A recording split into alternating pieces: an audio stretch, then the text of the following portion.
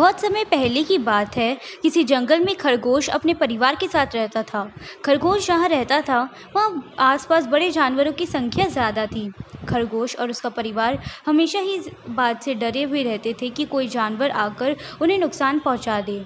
उन्हें अपने घर के आसपास ज़रा सी भी हलचल सुनाई देती तो वे झट से अपने बिल में छुप जाया करते थे। दूसरे जानवरों का डर उन पर इस कदर हावी था कि उनकी आहट भर सुनकर उनमें से कुछ खरगोशों की डर से मौत हो गई थी। यह सब देखकर खरगोश बड़ा परेशान रहता था। एक दिन घोड़ों का दल उनके घर के पास से गुजरा। घोड़ों की आवाज़ सुनकर सभी सहम गए और हमेशा की तरह अपने बिल में छिप गए। डर से पूरा दिन कोई बिल से बाहर खाने की तलाश में नहीं आया।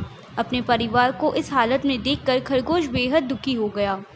उसने भगवान को कोसते हुए कहा कि हे भगवान, आपने हमें इतना कमज़ोर क्यों बनाया है? इस तरह जीने का क्या फ़ायदा, जिसमें हर दिन अपनी जान को लेकर डर और भय बना रहे। तभी सारे खरगोशों ने मिलकर फैसला किया कि हर समय डर और भय के चलते बिल में छुपकर रहने से अच्छा होगा कि सब मिलकर एक साथ अपना जीवन त्याग देते हैं। सभी खरगोश इकट्ठा होकर आत्महत्या करने के लिए नदी की ओर निकल गए। नियत समय पर खरगोश और उसका पूरा परिवार नदी के पास पहुंचे। नदी के पास कई सारे चूहे के बिल थे। जब चूहे ने खरगोशों के आते हुए देखा तो वे सभी डर गए और इधर उधर भागने लगे। कुछ चूहे बिल में घुस गए तो कुछ नदी में गिरकर मर गए। चारों तरफ अफरा तफरी मच गई। ये पूरा वाक़या देखकर खरगोश दंग रह गए। उन्हें इस बात का यकीन नहीं हो रहा था कि उन्हें देखकर भी किसी में दहशत हो सकती है।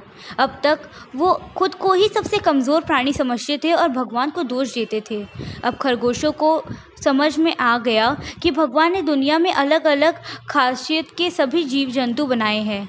जो जैसे हैं उसे वैसे ही स्वीकार करना चाहिए। अगर किसी में कमी है तो उसमें कुछ गुण भी है। हर किसी में एक जैसे गुण हो नहीं सकते।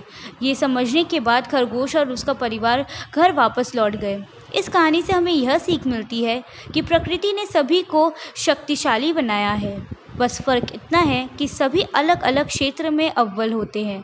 इसलिए हमेशा कमज़ोरी से भागने की बजाय उसे ही अपना ताकत बनाना चाहिए।